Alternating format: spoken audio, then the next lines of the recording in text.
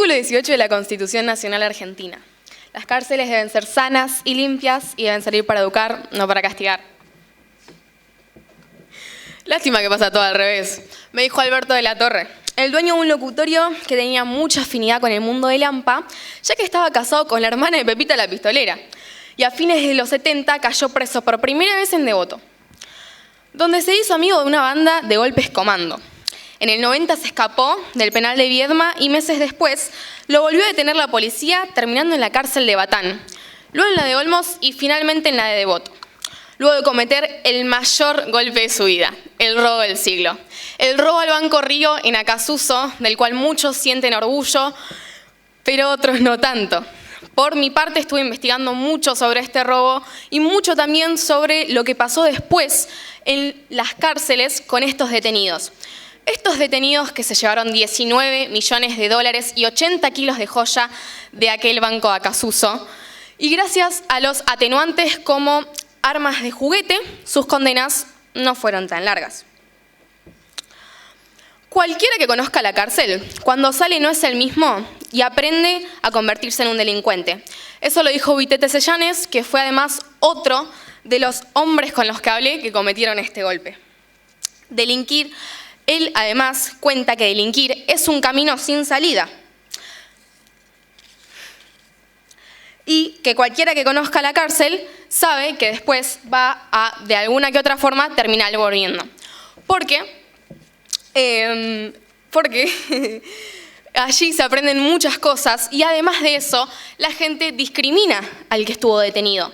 Entonces, después de salir de la cárcel, nunca va a haber una completa reinserción para esa gente. Y por mucho más que el Estado trate de poder poner a esa gente a vivir y a convivir con el resto de la sociedad, como es que se espera, no va a ocurrir. En ningún momento va a poder ocurrir. Porque lo más importante, lamentablemente, es tu currículum o tu pasado. El que determina si realmente vas a ser contratado.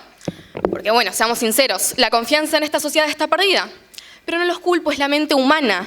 ¿Quién va a preferir contratar a alguien con un pasado delictivo antes que a alguien con no? Además, Beto lo que propuso y lo que me contó que propondría fue un secundario obligatorio para todas las cárceles del país.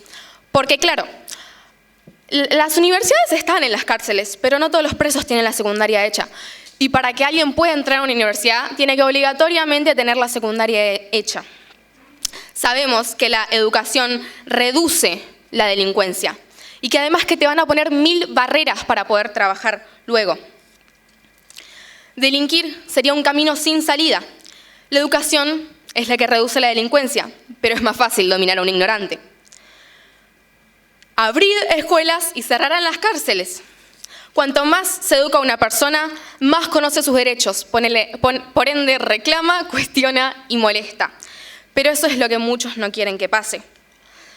Por otro lado, hay padres en el penal de Ezeiza que cuentan que tienen a sus hijos detenidos allí y que se limpian pabellones, se tiran abajo cárceles, solo para políticos. Y estos presos que residían en estas celdas son movidos al módulo 3, que se emplea como castigo.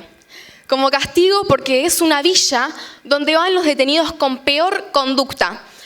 Porque, evidentemente, el sistema penitenciario prefiere mandarlos a todos a un mismo lugar para que se maten entre sí, antes que rehabilitarlos para que realmente puedan estar acorde. Pero ¿saben qué? Remontémonos al artículo 7 del Pacto Internacional de Derechos Civiles. Nadie será sometido a torturas o tratos crueles, inhumanos o degradantes. Esto nos lleva al fallo Verbitsky, que cuenta que hay detenidos, incluidos mujeres y menores, que padecen condiciones de superpoblación del 110% y hacinamiento porque las celdas están en un estado deplorable de conservación e higiene. Estos padres comentaban que si tenés plata, tenés privilegios. Realmente en la cárcel lo que tenés es lo que vales. También sabemos que la reinserción social está alejada de las órbitas estatales. Esto es lo que cuenta Horacio Verbitsky. Embarazadas, menores y enfermos alojados en comisarías con pésimo estado. incluso detenidos sin sentencia, que pueden pasar hasta 3 años de prisión preventiva sin saber si realmente son culpables o no, porque su juicio se atrasó. En realidad habría un sistema que solucionaría todo esto, porque en muchas cárceles, en muchos sistemas penitenciarios de Europa, se emplean las tobilleras electrónicas que son para estos para estos delincuentes que tienen prisión preventiva, pero que realmente no se determinó si son culpables o no. Pero bueno, en este país no tenemos las herramientas necesarias para aplicar estas tobilleras porque no existen las personas que realmente puedan abarcar todo este tipo de delincuentes y puedan administrar cada uno de ellos sin cometer errores. Por ende, prefieren no hacerlo. Horacio Verbitsky también propuso soluciones, como revisiones periódicas a los detenidos y a los penales, que podríamos decir que se hacen, pero a veces no tanto. De esta forma, el sistema es una rueda sin fin. La reinserción social es una obligación del Estado, mediante el trabajo, la capacitación, la educación, salud y el deporte. Y les hablo especialmente de los delitos menores, de aquellas personas en conflicto con la ley que realmente en muy poco tiempo van a salir y necesitan estar preparadas para salir. No pueden salir y encontrarse un mundo distinto del cual ellos no están adaptados. Porque las cosas van a seguir haciéndose mal de esta manera.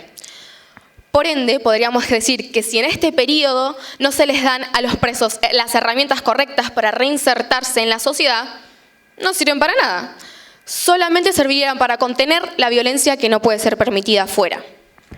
En una entrevista a Telefe, se le propone a un interno de la cárcel de Olmos 3 opciones que serían la función de las cárceles. La primera se le propone como método de reinserción para una sociedad mejor. Y él, sin dudarlo un segundo, responde que no. Porque claro, él está ahí, él está en la cárcel y realmente sabe las cosas. Después le dicen, bueno, un método de castigo puede ser para estas personas. Y él dijo, bueno, tal vez, podría ser. Y finalmente se le propone un método de seguridad para nosotros, para los que estamos afuera. Y él responde, obvio. Y ahora les pregunto a ustedes, ¿seguridad cuándo? Cuando estas personas salgan de las cárceles y no sepan cómo enfrentarse a esta sociedad y convivir con nosotros para que realmente después vuelvan a hacer lo mismo que hicieron. Porque no se le enseña a alguien castigándolo y nunca van a aprender nada de esta manera. No hay examen psicológico que determine si estas personas realmente están aptas para salir y convivir con nosotros. Solo hay una condena que se les otorga mediante otros parámetros, pero ningún examen que realmente lo determine. Porque cuando el preso sale de la prisión, el Estado ya no tiene modo de hacerse cargo de este. No puede interferir en su vida, ya está, ya es su vida, ya es una persona independiente y libre, ya cumplió su condena. Pero ¿realmente podríamos convivir con él? Nos estamos cuidando efímeramente de lo que se está maleducando, potenciando y llenando de bronca para destruir a la sociedad. Así que les pido que replanteen estas situaciones. Como dijo Johnny Depp, aquella no era una cárcel, era una universidad del crimen. Entré con un bachillerato en marihuana y salí con un doctorado en cocaína. Muchas gracias.